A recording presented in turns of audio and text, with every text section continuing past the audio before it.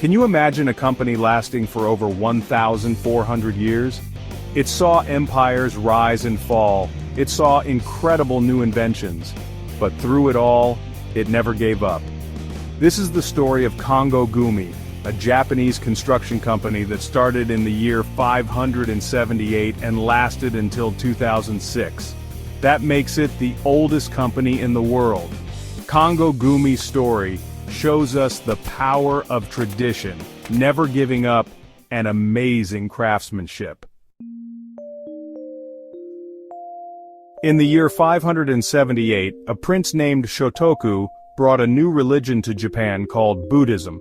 This was a transformative moment in Japanese history, as Buddhism began to spread its roots across the country, influencing culture, art, and architecture. Prince Shotoku was not just a political figure but also a visionary who saw the potential of Buddhism to unify and elevate the spiritual life of the Japanese people. He wanted a special temple built just for him. This temple was to be a symbol of his devotion and a beacon of Buddhist teachings. The construction of such a temple was no small feat. It required the finest craftsmanship and the most skilled artisans of the time. So he brought in 3 of the best carpenters from a nearby kingdom. These carpenters were renowned for their expertise and their ability to create structures that were not only functional, but also works of art. Their skills were unparalleled, and they were entrusted with the monumental task of bringing Prince Shotoku's vision to life. One of them was named Shigemitsu Kongō. Shigemitsu was a master carpenter whose reputation had spread far and wide. His techniques and methods were revolutionary, and he had a deep understanding of both the materials he worked with and the spiritual significance of the structures he built. He was the boss of building the Shitennoji Temple in Osaka. This temple would become one of the most important Buddhist temples in Japan, a place of worship and a testament to the skill and dedication of its builders, and that's how Gumi began. The company was founded on the principles of excellence and tradition, and it quickly established itself as the premier builder of Buddhist temples. Shigemitsu knew that more and more skilled temple builders would be needed. He understood that the demand for beautiful and sacred spaces would only grow as Buddhism continued to flourish in Japan.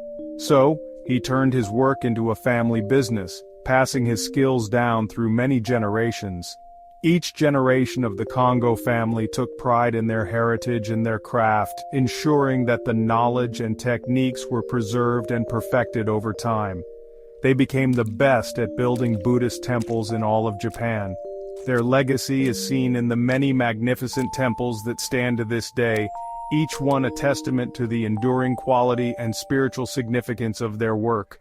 The story of Gumi is not just a tale of a company, but a narrative of devotion, craftsmanship, and the timeless pursuit of perfection.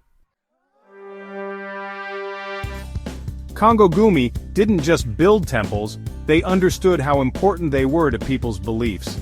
Every detail had to be perfect, using ancient techniques and religious rules. They were like master puzzle makers with wood, using special joints and brackets. No nails were allowed. This made the temples super strong and able to survive even earthquakes, which happen a lot in Japan. Everyone knew they were the best, even emperors hired them to build their palaces. Over hundreds of years, Gumi built some of the most famous buildings in Japan. This company, founded in 578 AD, has a legacy that spans over 1,400 years. Their craftsmanship and dedication to preserving Japanese culture are evident in the structures they created and maintained. These buildings are not just architectural marvels, but also symbols of enduring faith and tradition. One of them is the Horyuji Temple, also built for Prince Shotoku. This temple, constructed in the early 7th century, is a testament to the skill and devotion of Gumi's artisans. It stands as one of the oldest wooden buildings in the world, showcasing the intricate woodworking techniques that have been passed down through generations. It's one of the oldest wooden buildings in the world. The Horyuji Temple is not just a religious site but also a cultural treasure, representing the zenith of ancient Japanese architecture.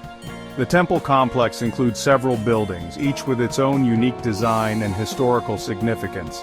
They also fixed up tons of old temples, making sure they would be around for a long, long time. Kongō-Gumi's commitment to restoration and preservation has ensured that many ancient temples and shrines continue to stand today, allowing future generations to experience the rich history and spiritual heritage of Japan. There's even a story about how much they cared during World War II. Despite the hardships and destruction caused by the war, Kongō-Gumi remained dedicated to their mission. They went to great lengths to protect and restore damaged temples, demonstrating their unwavering commitment to cultural preservation. When things were really tough, they took apart one of their own buildings to get wood to fix a temple that had burned down.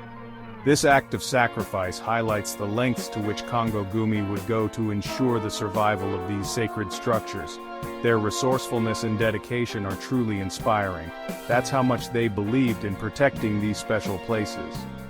Kongō-Gumi's legacy is not just in the buildings they constructed, but also in their unwavering dedication to preserving Japan's cultural and spiritual heritage. Their story is a powerful reminder of the importance of preserving our history for future generations. How did Kongō-Gumi last for over 1,400 years? Well, they had a few secrets. First, they were the best at building temples, and people always needed temples. Second, everyone knew their work was top-notch, so they always had jobs lined up. And third, because it was a family business, their knowledge and skills were passed down, making each generation super proud and dedicated to keeping it going. But the 21st century brought new problems. The dawn of the new millennium was supposed to be a time of hope and progress, but for Japan, it was a period of economic uncertainty and challenges. Japan's economy wasn't doing so well. The burst of the asset price bubble in the early 1990s had long-lasting effects, leading to what is often referred to as the lost decade.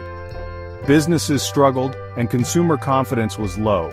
People weren't building as many temples. The demand for traditional construction, which had been the backbone of Kongō-Gumi's business for centuries, was dwindling.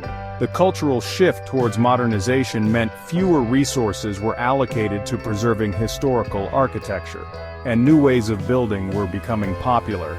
The construction industry was rapidly evolving with a focus on modern techniques and materials. Skyscrapers and contemporary buildings were the new norm, leaving traditional methods behind.